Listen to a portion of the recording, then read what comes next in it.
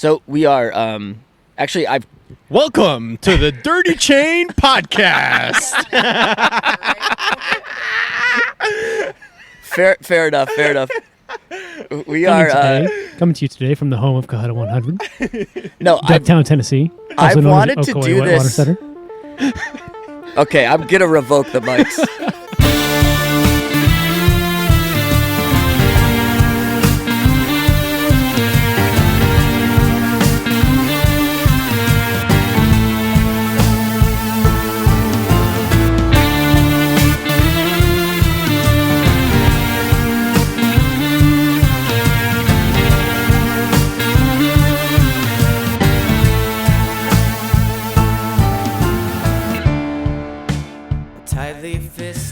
Well, now I'm not quite sure how to start the podcast, but thanks, Sebastian.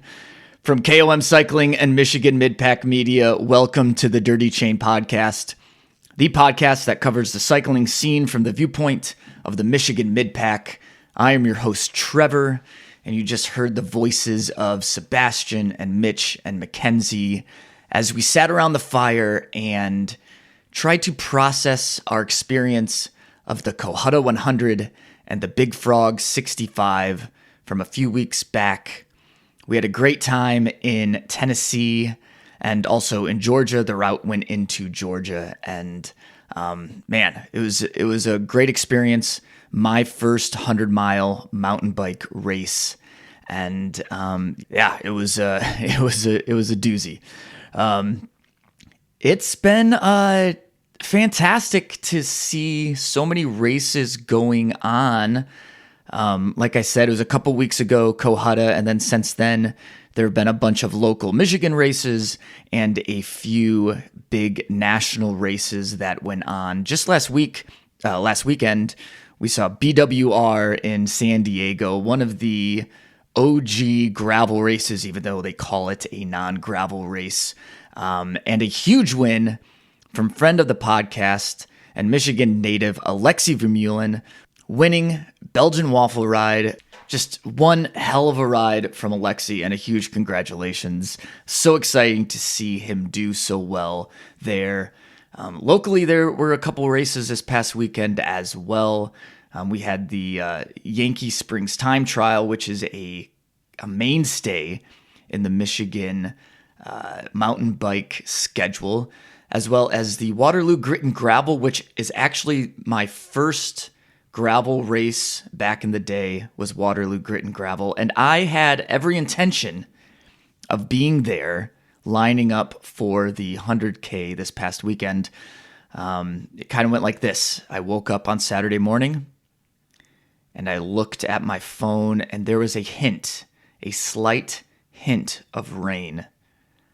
And part of me said, oh, if it rains, maybe I don't have to race this morning.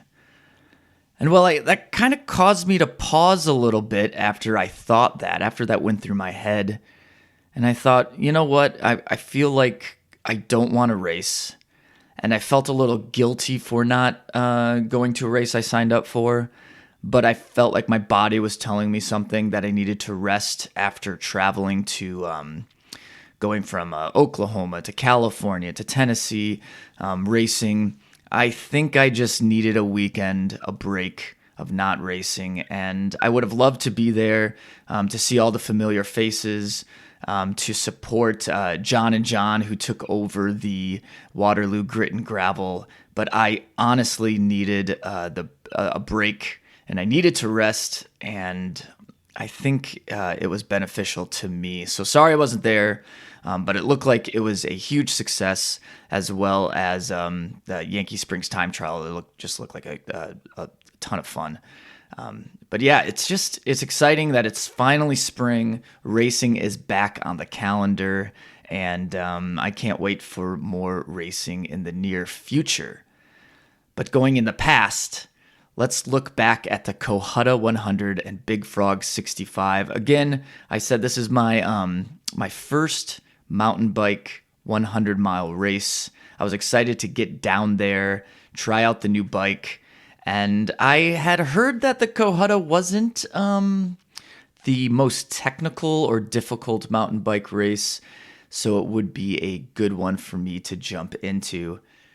Didn't quite turn out that way, but as you will certainly hear. So I just thank you to Mitch DeYoung, Sebastian Stankiewicz, and Mackenzie Suarez for pushing me to be there, and then also join me on this podcast to kind of process our whole experience. So let's get right to that, the Cohutta 100 and the Big Frog 65.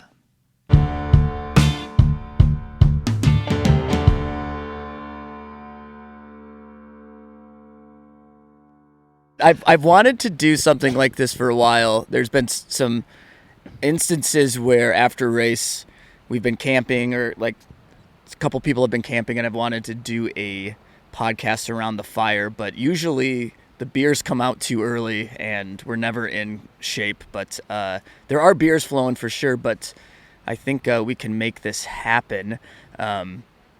Sebastian, before we get to this, though, I want to say happy birthday to Sebastian, because today is his, how old are you? 27. 27 years old. Happy birthday! Yes, happy birthday. 1 year closer to 30. How did you spend your birthday?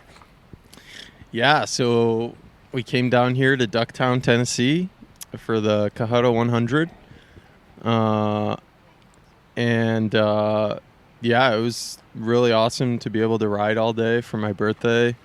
Definitely was in a dark place for because at least 20 to 30 miles. Because of your birthday, or because of the race itself? A little bit of both. It was questioning my judgment on why I decided to do a 100-mile race on my birthday, but because it turned out to be really good. I think all of us here, so of course you hear Sebastian, Mitch DeYoung is here with us, Mackenzie Suarez is also here. All of us probably agree that this was hard. I mean, it was a hard race. So I think we all kind of went into a dark spot somewhere within the 100-mile race. So Cohutta 100, you explained that earlier, out of Ducktown, Tennessee. But we also, it takes you into Georgia. Yep.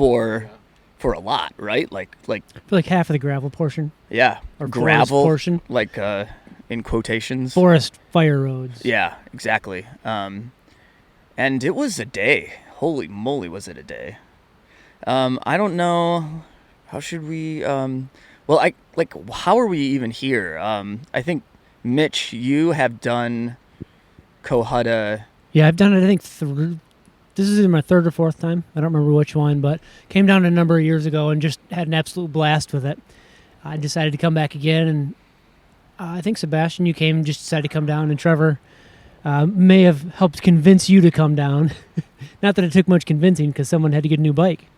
Oh yeah, well, I mean that was my motivation my motivation for being here is I got a new mountain bike, kind of wanted to put it through the paces, and I came here with the understanding that it was a pretty tame mountain bike course, but that's not what I experienced. No, today's course was not tame at all. So it was the same course that they've done the last couple of years. It starts off with 30 miles of some really nice single track, I would say. That was a blast. Kind of a Pato-ish type single track, except super flowy. Yeah, except it gets a little more climbing in the second half of it.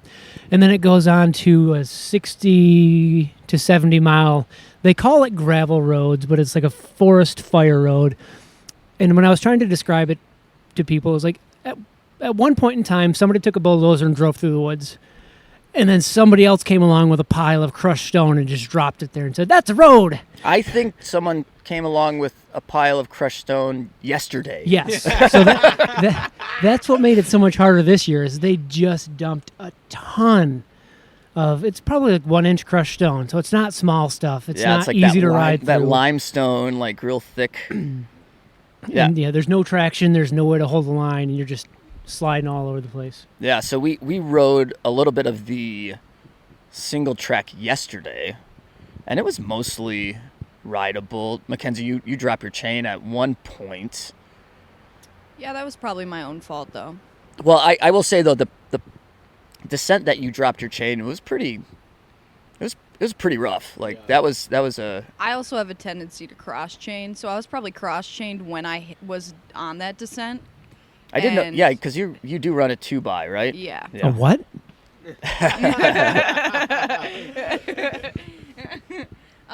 So yeah, that was kind of my own fault, I think. Today, I did not drop my chain on that descent. Which was I was really happy. But I will say, after the pre-ride yesterday, I was like, oh, this is going to be easy breezy. I've got this, like, no problem.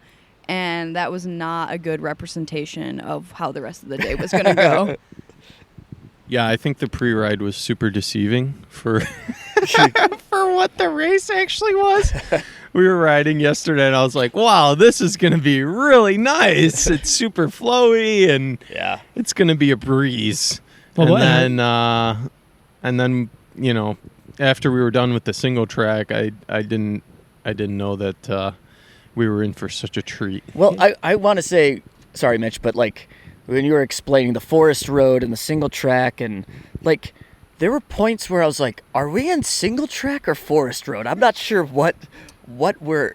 And then there was some amazing 2-track, by the way. Like that that area was like super cool. But yeah, I couldn't tell where the single track ended.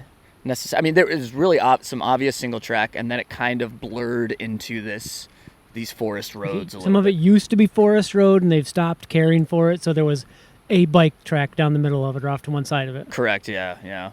Yeah, I have a tendency when I get to the aid stations to ask what I'm getting myself into in the next section. And when I came up, I think on mile 37, I was about to head into some of that 2-track, and the lady looked at me and was like, it's more technical than the single track. Oh, And she was so right. There was not a moment where I had a break, even on a descent. My arms are more sore than they've ever been from biking. It was just chunky, lumpy 2-track. But it was a blast. It was fun. It was hard for sure, and I think at the time, I mean, we're only a few hours removed from it. Yes, it was a blast for sure. Like, I may even think about doing it again. I'm not quite at that point. The stones shouldn't be as bad next year. Well, Shouldn't. Like, why would you say that though? You have no idea. Just to try to get you to come back.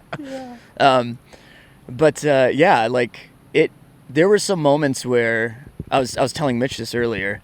I went the whole range of emotions. At the beginning, I was really worried about the single track, just not being very experienced in that type of riding. And I got in a pretty good place, and I feel like I handled the single track really well. And I thought, man, maybe I'll ride mountain bikes forever now. Like maybe this is what I love. This is so much fun. Yeah. And then that was the high kind of moment. Yeah. To later, I was like, give me my flat ass Michigan gravel roads. Right. I want to be back there right now. It's so hard to comprehend some of these climbs here. Yeah. Because in Michigan, we have to search out a 2-minute climb. And there was a spot where we climbed 10 miles continuously at anywhere from 6 to 12%. Yeah. I mean, it had some just horrible kickers in there. Mm-hmm. And you go around steep, a switchback, and you're like, this has got to be the end of it. Mm-hmm. And then you look off to the side, and you're like, there's 4 more switchbacks up there. Yep. How am I going to make it up this stupid thing? So, Mackenzie, you had, because you did the 65. Yes. And I'm pretty sure it had all the single track in it. Yes. Right? And then I remember the turnoff, which, like, you were already on a lot of those gravel roads, but what was your elevation for 65 miles? Almost 9,000 feet. Yeah, so that's pretty insane. And what was the elevation for ours? Just under 13. That there was a point, maybe 70, 80 miles when I looked at the elevation climbed, and maybe it was 70 miles, but it was 10,000 feet, and I'm like, we still got like 3,000 more feet of climbing. Yeah. And that climbing was all right at the end. Yeah. Like, literally, I was like, we had some flat sections of road, and I was like, oh, I can do this all day. Yeah. Where did you find flat roads out there? It was like he went off course. He went off course. I was like, oh, this is nice, and then all of a sudden it goes straight back to the climbing, and I was pretty spent at Well, that you point. leave the single track, and the first thing you hit is 3 miles of descent. Fast, flowy. I mean, it has some tight turns, but you just tap your brakes a little bit, and you can just fly around them at 30, 35 miles an hour. Yeah. And then you hit that flat, and there's even a section of paved road in there. Yes. And then just for the next 70 miles, you basically climb. Yeah. Yeah. One thing I did want to establish for the crowd is that today we had literally the most perfect weather that I think you could ask for. In the morning, it was, 50, 60 degrees? 55 maybe? 55. Yeah, right in there. And then throughout the day, it was sunny, no wind, and 80 degrees. Yeah. So it's definitely a treat from that standpoint. For sure. Like, it was warm from my perspective because I've been riding in Michigan for this season. But I didn't overheat at all, but I was definitely feeling warm at times.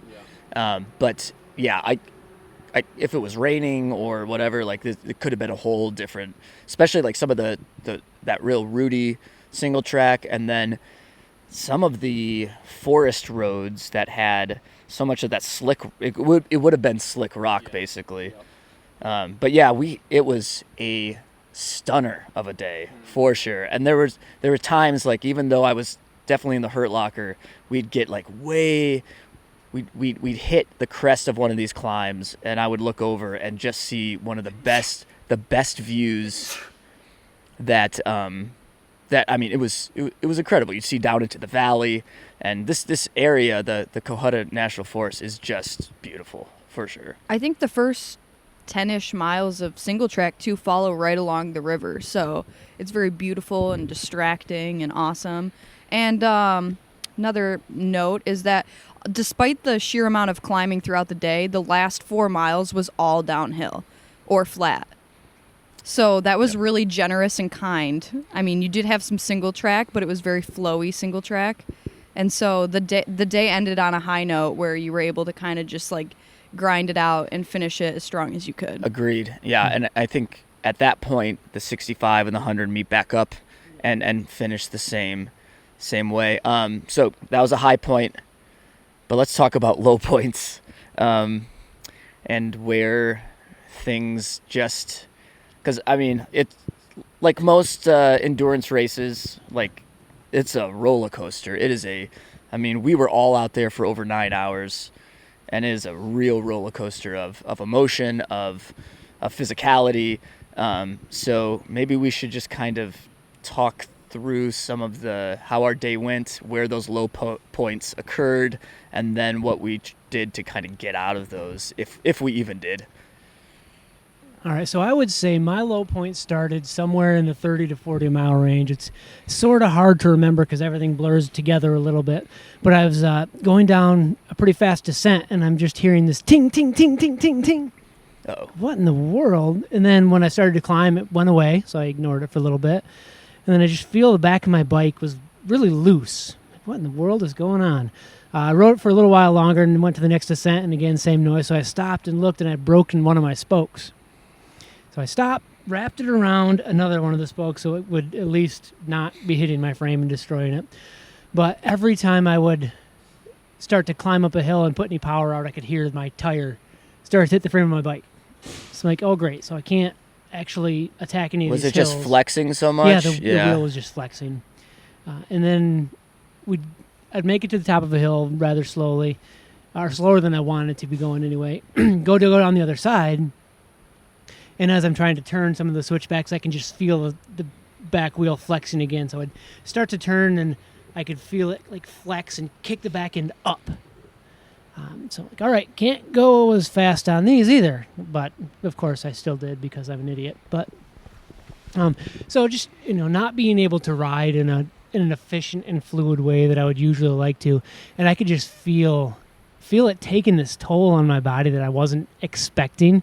I went into the day hoping for a finish time somewhere around 8 hours, and came out at like 9:20, 9:30, something like that. What was because that is totally attainable for you, because you have, I like, think in the past have done like an 8:10 or like 8:15? 8:03, 8:05. Okay, so. Yeah, so I was feeling good going in. The first aid station, I was 5 minutes ahead of the last time I was down here. It's like, yeah, today is going great. Yeah. And then I got into that mental state of, this is not the day that I want. My bike is not working how I want it to. I'm just angry at the world right now. Mm-hmm. And I want to be done, but I'm 40, 50 miles away from the finish line, and there's no way to get back except to ride your bike back. So it kind of turned into a matter of, instead of racing, it's now, how can I make sure my bike actually makes it? Because can you imagine walking the last 30 miles of that while pushing your bike? I think I did. Yeah, you would. And it's just like, all right, I'm just Yeah, no, just going to nurse this in, go when I can go, and when I can't, then I'll just keep moving. Yeah. So it's a tough mental day, but glad I made it to the end and finished it. Yeah, definitely. Yeah, for myself, I felt really good through the single track, and really enjoyed it. Didn't really feel like I was putting much effort in. So that was definitely like a high point. And then we kind of took that one single track that was a long climb, which was still fine. But once we got out of the single track, we did a descent, as Mitch mentioned, and that was really nice. So it was like everything was good. It was flowing really smoothly. And I think at that point we had like 2,000 feet of elevation gain. And I was kind of looking down at my Garmin, and I'm like, oh, we have like 14,000 feet, Total. and total. Yeah. And we started riding on the forest roads, and between mile, I don't know, 30 and 60, Yes. I think we did 5,000 to 7,000 feet. Oh, yeah. It's almost half the climbing. Yeah, that little of elevation gain. Yeah, it's straight up. Yeah, and so I got to the second aid station, and I kind of stood there and just kind of looked around. And I asked, I was like, hey, like, I don't know. I don't think I'm going to be able to do this. I've been having problem with my knees. And they were kind of aching a little bit. So I was trying to nurse it as much as I could. But they told me, yeah, you just turn around and go back the way you came. And I was like, oh, well, they made it sound like at the start, like there was a shortcut or something back to the start. Wait, so but at that point we were already 40 miles in. I did ask, because I was really debating at that point. I was like, I don't want to hurt myself. Sure. I'm just going to ride back. But when they told me that you just go back the way you came, I'm like, well, that's another 40 miles. So at that point I'll already be at 80 miles. So I might as well just keep riding. And I did, and I kind of questioned that decision, and it was really rough. Between that 30 and 60 mile mark, I don't think I've ever been in such a hurt locker before. Yeah. I felt like I was in Davy Jones's locker. And but after you hit that aid station at mile 60, and you get some rolling hills and nice long descents, it kind of cheered me right back up and gave me the confidence boost to know that I could finish. Yeah. So yeah, that's kind of a summary of my experience. For me, after I got off the single track, I really debated if I wanted to continue onto the gravel. I did, and it wasn't that big of a deal. So that wasn't necessarily like my lowest point. I would say my lowest points throughout the day was when you're on a climb and you're doing all these switchbacks and you've been climbing and climbing and climbing for minutes and minutes and minutes, and you think you've hit like a downhill, but it's actually just this really false flat. Yes. Or false. Or just a little dip. Yeah. And it's like not enough to give you anything. It actually sucks more out of you, it feels like. And that just like near the end when I was hitting those areas, I was like, are you kidding me right now? I am never going to finish this thing. So it was just like throughout the end when I would hit those sections that felt like a downhill but weren't actually a downhill, it took it all out of me, and it made it a little unbearable for a while. But then, as it always happens, Trevor came up behind me within like the last 10 miles, and that was exactly what I needed. Seeing a familiar face and getting some words of encouragement always makes a world of difference. And that also, like, seeing Trevor made me be like, I can't quit now. I have to finish this thing. Gotta finish. Like, we were both like, come on, we're almost done. Like, we got to do this. But we also were like, how did we let Mitch and Sebastian convince us to do this? Because at that point, we were like, what the heck did we get ourselves into? Yeah, that is funny. Like, we always end up like passing each other, like running into each other. It's happened at like Fast Fitty. Iceman, I think, too. No, not Iceman. No. Moran. Moran, that was it. Yeah, Yes. Moran, and now this one. That's so funny. But yeah, but there is something cool about seeing like the orange kit, and I'm like, oh, that's one of us, and then like getting closer, I'm like, oh, that's Mackenzie. Yes, and like we just yell at each other as we're passing each other. I mean, yeah, that was awesome. I loved that part. I needed that for sure. Yeah. I think my race played out very similar to Sebastian. I mean, I didn't stop and think I wasn't going to continue, but it was that 30-mile to 60-mile stretch, that climb, that really sucked the life out of me. We were kind of talking about this because, again, like my single track experience isn't great, so I thought, well, I take it easy through the single track, and then maybe because I've had some big endurance races already, like maybe I'll just pick people off. And it was from 30 to 60 that I felt like I was being picked off by everyone. Like so many people passed me. Yeah, and in the same boat. I was really struggling with my lower back, and it could be because of it's a brand new bike. I think maybe because I actually pushed it through the single track more than I should have, and you're standing up a lot and using a lot of your core, and apparently my core is not very strong, because I was noticing this at the end, standing up and trying to just handle a descent, or when we got back into the single track, I was like, oh, that really hurts my lower back. But when I was climbing, up to that 60-mile, it was aid station 3, I couldn't put any power on the pedals because my back was screaming at me every single pedal stroke. And I actually, it was stupid. I didn't stop at the first station or the second station, but in between station 2, aid station 2 and aid station 3, I probably had to stop and stretch my back out 2 or 3 times. And then I got to the third aid station, fueled up, kind of spend a little bit of time to gather my thoughts and like mentally, and then stretch a little bit. And then after that, I was like a brand new Trevor.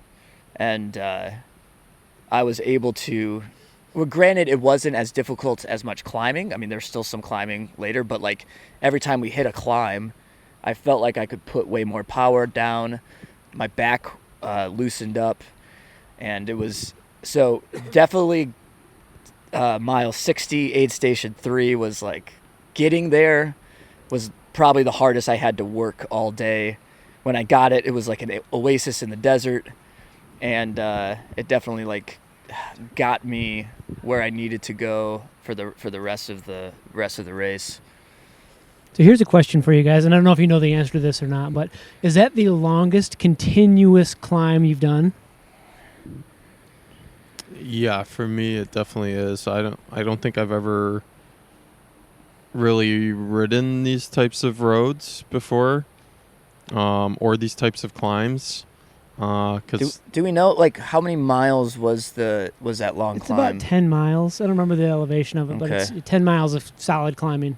Yeah, that's definitely the longest climb there's a chance ever I've done a longer climb, but not in the context of a race. But Unpaved had some really long climbs. I'll have to look. There's a lot of this race that reminded me of Unpaved, and then also it reminded me a lot of BWR Asheville. It's kind of closer in area of BWR Asheville. But there's way more paved roads in BWR Asheville. But yeah, it had to be one of the longest climbs for sure. Yeah, I think one of the coolest things about today was that you're always in the woods. I don't think there was a time when we weren't in the woods, maybe like a few minutes, but like overall you're pretty much on a firewood, in between trees, no civilization, just you, your bike, and the gravel roads. I thought that was really cool. I don't think I expected that for some reason. I don't know why, but I think coming from Michigan, we ride through farmland all the time, and so you kind of assume that everywhere else has the same gravel roads as you do, but it's completely different world. And maybe if I thought of it for 2 seconds, knowing that it just goes through a national forest, maybe I would have known that it would be all in the woods. Cohutta National Forest? Yes. But I don't think I thought about that the first time I came down either. And there a couple houses when we first get on the forest roads, and then are there any other houses on there? There wasn't. Yeah. Mainly just campgrounds. I passed like 3 campgrounds, I think. In one cemetery.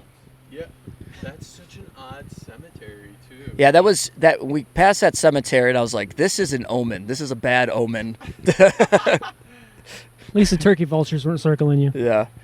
All in all, though, I mean, I feel like I had to work probably the hardest to finish this thing. I mean, I was in a place where I thought maybe I'll just call it quits, or like this is actually so mile 60, aid station 3, looking at my average speed and the time it took me to get there, and knowing how much more I had to go.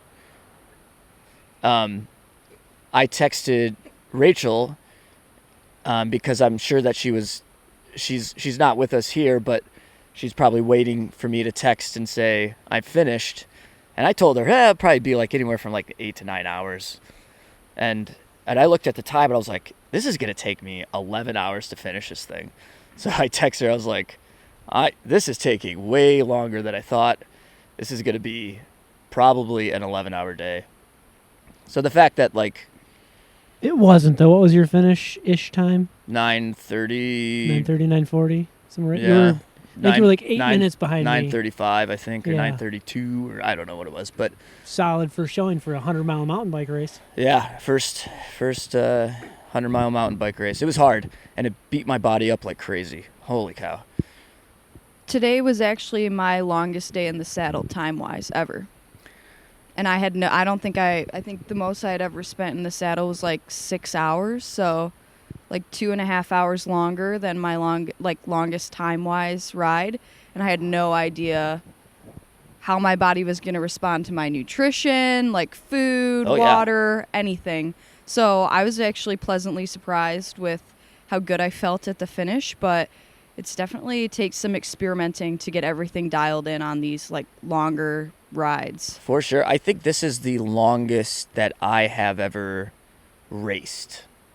Like a true I mean, we did Crusher EX. I don't really consider that a race. No, that was not race pace. Yeah. It was but an event, but yeah. But I think this is the longest race I've done. I know like Mitch and Sebastian, you guys have done Margie. Is that probably your longest race? Yeah, for me, Margie is my longest race. I think it's my longest race. Yeah. Crusher Mass Start is. Oh, Crusher Mass Start. Yeah, that was longer. Because that was actually my fastest Crusher Mass Start was about the same amount of time as my longest Margie. But the last year I did the Crusher Mass Start, that was about 18 hours, so that was longer. Oof. Yeah. So I mean, 9 hours though. Like, And I still had 50 miles to go when I stopped. 9+ hours. That's a long day to be racing, quote unquote racing, and who knows what's gonna happen. Working overtime, baby. Yeah. So cool. Thank you guys. This was what a great excuse to come down here, and I mean it's like almost 9 o'clock or something, and we're still in mostly shorts and a t-shirt. It's beautiful out. And evening, we're sitting by the fire. I mean, what a great day. Yeah, this was such a treat compared to the weather. Yeah. Weather in Michigan. I mean, we'll be paying for it, I'm sure, all week. Our bodies will, but yeah. I mean, good racing, guys. This was fun. Yeah, I don't know what else. Yeah, it's a great time. Yeah, people should definitely come down and give it a shot. Yeah, that's just know that it is tough and you're going to work, but it's an experience you're not going to get until you get all the way down here.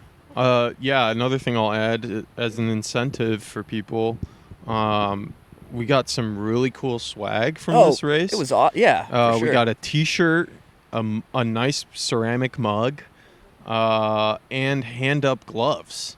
And all the hammer heat you can drink. Yeah, so I was actually pleasantly surprised. Oh, and post-race meal. Yeah, and a meal at the end. And the aid stations were very well stocked, although they didn't have cookies. That did make me sad. No, I think it was the race was well run, and it was a great. Yeah, I mean, I feel like we got our money's worth for sure. Definitely. Also, for family traveling with racers or riders, it's beautiful in the area. There's, lots of things to do outdoors wise. And I think that it would be cool to stay here longer and check out some of the hiking trails and different things, because when you're biking, you don't get to enjoy a lot of the scenery, but it's beautiful here. And there are a lot of really beautiful outlooks and areas where you can see the mountains and everything, and it just kind of puts it all in perspective. Like, for a second I was like, holy shit, I'm mountain biking in actual mountains. Like, this is really cool. And being able to see that backdrop throughout the day was something you can't replicate that in Michigan. So that was really cool. Yeah, I just think like traveling, like having destinations and traveling for races is a fun thing to do. And the other kind of cool thing is everyone in this campground is here for this race. So there's bikes everywhere, and everyone, we were talking to our neighbors about it. I mean, it's just kind of a cool vibe. So yeah. Great weekend. One more thing I'll add is the drive actually was not as bad as I thought, and that was mostly because of the scenery. It was really cool. Ohio was fun. Sorry. It was really cool seeing like the brown and gray, and then slowly you see a little bit of green, and then the further south you go, it just explodes with color. And so basically you're saying tomorrow's drive is going to be really depressing. Yes. As we go home. and painful. True. And painful, yes. Mm-hmm. All right, guys. Thanks. Thank you. Let's have another beer. Yeah, let's do it. The Dirty Chain Podcast is a Michigan Midpack Media production in partnership with KOM Cycling, the source for your bike accessories and necessities. Connect with us on Instagram and Facebook at Dirty Chain Podcast. Email dirtychainpodcast@gmail.com. If you are enjoying the podcast, please leave us a rating and review on whatever platform you use to listen. Audio editing and original music by myself, Trevor Gibney. Thank you to Mitch and Sebastian and Mackenzie for helping me out on this episode of the podcast. And thank you all for listening to the Dirty Chain Podcast. And as always, keep your chain clean, but get your chain dirty. We will see you in the Midpack.